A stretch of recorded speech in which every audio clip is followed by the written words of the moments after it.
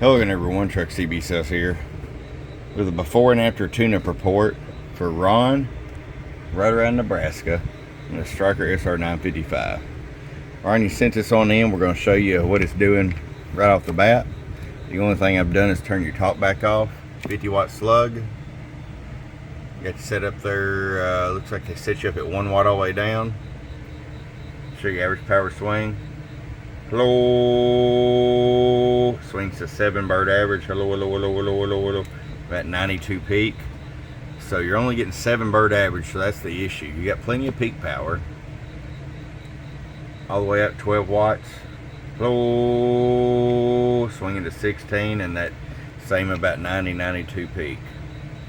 So we're going to go in here and do our ERF 2030 plus MOSFET upgrade, voltage regulator upgrade, cap upgrade, our tune alignment. And this is going to be a totally different beast. We shall return.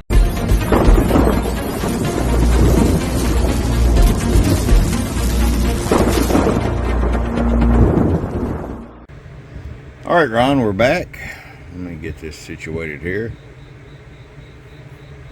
We're back and we did our tune alignment, voltage regulator upgrade, electrolytic capacitor upgrade, and most importantly the ERF 2030 plus MOSFET upgrade. You seen what it was doing before. You know, you had some good peak power, 90 watts or so, which is about what we see out of these, but your average power was suffering. Let's start with our power all the way down. 50 watt slug. There's 2 watts. Hello, hello, hello. Now we're doing 35 bird average. Hello,